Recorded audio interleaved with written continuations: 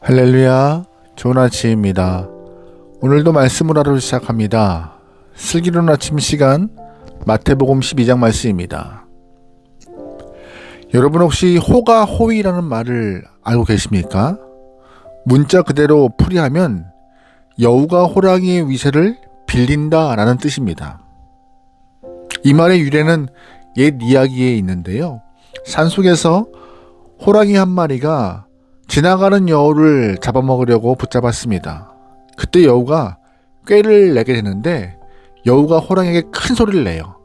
너는 내가 누군지 알고 이런 짓을 하느냐? 라고 꾸짖죠. 호랑이는 깜짝 놀라며 너는 누구길래 나에게 이렇게 소리 지르느냐? 라고 되묻습니다. 그때 여우가 나는 하늘 임금님이 보낸 사신이다. 그런데 네가 나를 이렇게 대우하고 잡아먹으면 그 죄값을 어떻게 다 받으려고 하느냐? 라고 말하자 호랑이가 멈칫하죠. 여우는 빨리 눈치를 채고 의심스럽거든 나를 따라와 보거라. 동물들이 나를 피해서 도망가면 그것이 증거 아니겠느냐? 라고 하면서 호랑이를 다구칩니다. 어리석은 호랑이는 여우의 꿰매에 넘어가서 여우 뒤를 따라다니게 됩니다. 그런데 길을 가다가 만나는 모든 동물들이 여우를 보고 도망치기 시작합니다. 사실 여우를 보고 도망간 것이 아니라 여우 뒤에 있는 호랑이를 보고 도망간 것인데 호랑이는 그것도 모르고 여우에게 싹싹 빌면서 다시는 이런 짓 하지 않겠다라고 말하면서 도망칩니다. 그래서 호가호위는 가짜가 진짜의 권위를 빌려서 진짜 노릇을 하는 것을 빗댄 이야기입니다. 오늘 본문에도 비슷한 이야기가 나옵니다. 진짜는 하나님이시고 하나님이 보낸 예수님이신데 가짜인 유대 종교 권력가들이 율법을 빌미로 백성들 위에서 군림하고 괴롭히는 모습이 나와요. 특별히 오늘 본문에서는 안식일 규정을 가지고 백성들을 괴롭히는 모습이 나옵니다. 안식일 규정은 안식일을 기억하여 거룩히 지키라는 십계명의 네 번째 계명에서 시작이 됩니다. 예수님은 이 안식일 규정 때문에 유대 종교 권력가들을 책망하시고 그들에게 말씀하세요. 그럼에도 불구하고 그들은 오랫동안 이 내려온 관습을 바꾸지 않았습니다. 이스라엘 백성들이 출애굽할 때 하나님은 시내산에서 십계명을 주셨습니다. 그런데 예수님 때까지 이 십계명의 규칙이 더해지고 변해가면서 백성들을 괴롭히는 도구가 되어버렸던 것입니다. 1절 말씀이에요. 그때 예수께서 안식일에 밀밭 사이로 가실새 제자들이 시장하여 이삭을 잘라 먹으니 바리새인들이 보고 예수께 말하되 보시오 당신의 제자들은 안식일에 하지 못할 일을 하나이다. 아멘. 안식일에 예수님과 제자들이 길을 가는데 제자들이 몹시 배가 고팠습니다. 다행히 밀밭 사이를 지나가고 있는 과정이었기 때문에 밀 이삭을 꺾고 비벼서 입에 털어넣었어요. 문제는 그것을 본 바리새인들이 밀 이삭을 꺾고 비벼서 먹었던 제자들의 모습을 책망하고 있던 것이에요. 바리새인들은 예수님께 당신 제자들이 안식일에 하지 말아야 할 행동을 했다라고 난리치고 있는 장면이 본문의 시작인 것입니다. 바리새인들이 말하고 있는 안식일에 하지 못할 일이 두 가지입니다. 첫째는 이삭을 꺾는 것인데 이것은 추수에 해당되는 일이라 말하는 것이고, 둘째는 이삭을 비빈 것인데 이것은 탈곡에 해당되는 일이라는 것입니다. 그러니까 예수님 제자들은 안식일에 하지 말아야 될 두 가지 노동, 즉 추수와 탈곡을 했다라고 바리새인들이 고발하고 있는 형태였던 것이에요. 우리가 볼 때는 괜히 트집을 잡는 것 같이 보이지만 당시 사회적 분위기에서는 심각한 일이었습니다. 예수님은 이들의 말을 들으시고 옛 이야기를 들려주십니다. 바로 다윗 이야기죠. 사무엘상 21장을 보면은요, 다윗이 사울에게 쫓겨서 군사들과 함께 광야로 나옵니다. 갑자기 쫓겨난지라 빈손으로 도망친 다윗은 높 땅에 가서 제사장들에게 먹을 것을 구해요. 노베 제사장들도 성전에서 물려낸 진설병밖에 없는 상황이었습니다. 규정상 진설병은 성전에서 제사장들만 먹게 되어 있는데 제사장들이 보기에 그 진설병 그 떡을 주지 않으면 다윗과 함께한 사람들이 허기져서 죽을 것 같아 보였습니다. 그래서 노베 제사장들은 율법 규정을 어기고 다윗과 함께한 사람들에게 떡을 제공했습니다. 그리고 다윗과 함께한 군사들은 그 떡을 먹고 생명을 부지하게 되었다라는 이야기죠. 예수님이 이 말씀을 바리새인에게 하신 이유는 무엇보다 생명을 살리는 것이 중요하기 때문입니다. 하나님께서 안식일 규정을 정하신 본래 의미는 탐욕과 욕망의 수레바퀴를 멈추란 뜻입니다.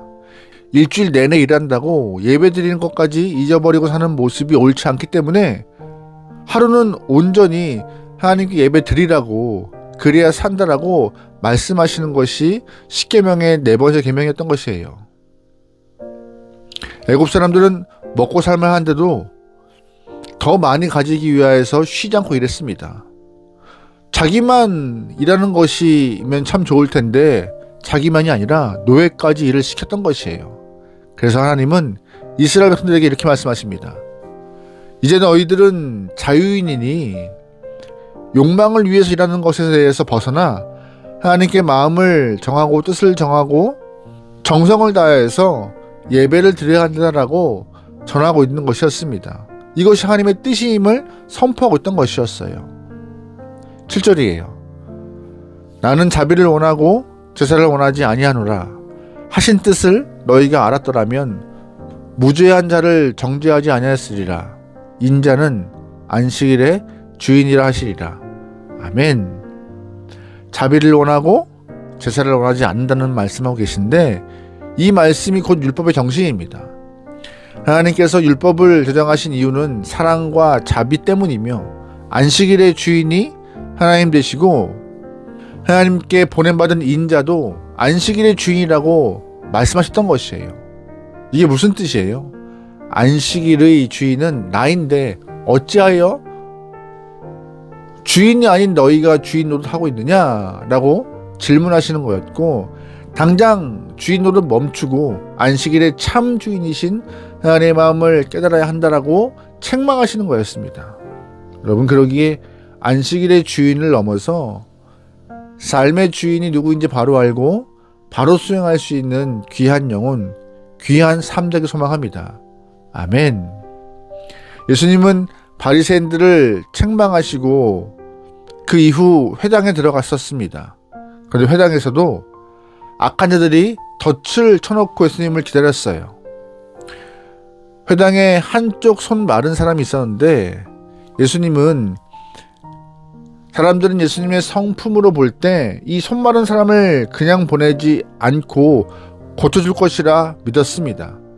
안식일에 한쪽 손 마른 자를 고치는 것이 옳을까요? 아니면 옳지 않을까요? 아주 악한 질문을 바리새인들이 하고 있던 것이에요. 자신도 성도인데 주변에 이런 사람이 있으면 예수님께 데려와서 구해달라고 하는 것이 정상인데 회당 안에 있는 사람들은 예수님께서 손 마른 사람을 고쳐주는지 고치지 않는지 거기에만 중요함을 느꼈습니다. 그때 예수님께서 이렇게 말씀하십니다. 너에게 양 한 마리가 있는데 안식일에 물에 빠졌다면 어떻게 하겠느냐? 당연히 건져야하지 않겠느냐? 라고 물으세요. 그런데 사람들은 양보다 더 귀한 존재이니 내가 손 마른 사람을 고치는 것을 어찌 죄 있다겠냐라고 예수님은 바리새인들에게 말하죠. 12절이에요. 사람이 양보다 얼마나 더 귀하냐? 그러므로 안식일에 선을 행하는 것이 옳으니라 하시고 이에 그 사람에게 이르시되 손 내밀라 하시니 그가 내밀매 다른 손도 같이 회복되어 성하더라. 아멘. 예수님께서는 자신이 안식일의 주인 되심을 이렇게 드러내신 것인데요. 오늘 이 말씀을 읽으면서 신앙생활을 오래 하면서 타락에 젖어버린 자들이 얼마나 위험한지를 알게 되었습니다. 특히 목회자와 중직자들은 하나님의 말씀으로 백성들을 억압하는 그런 굴레 씌우는 일을 하지 않아야 합니다. 하나님의 말씀은 오히려 백성들을 자유롭게 하는 진리의 말씀입니다. 바리새인들처럼 올가미를 씌우고 괴롭히고 죄책감을 주는 것이 말씀이 아닌 거예요. 예수님은 분명히 말씀하세요. 진리를 알지니 진리가 너희를 자유케 하리라라고요. 하나님의 말씀은 우리를 자유하게 하고 그 말씀을 힘입어 악한 세상에서 승리할 수 있도록 도와주십니다. 오늘 우리의 믿음 생활이 사람을 억압하지 않길 원합니다. 진리 안에서 나와 함께 모든 사람들이 말씀으로 행복해하고 말씀으로 복됨을 누릴 수 있는 귀한 하루 되기를 소망합니다. 아멘. 기도하시겠습니다. 사랑의 하나님, 말씀을 주셨으니 말씀을 통해 진정한 자유를 얻게 허락하시고 진리의 말씀으로 나도 변하고 세상도 변화시킬 수 있는 능력을 허락하여 주시옵소서. 모든 걸 맡기오며 예수님의 이름으로 기도합니다. 아멘.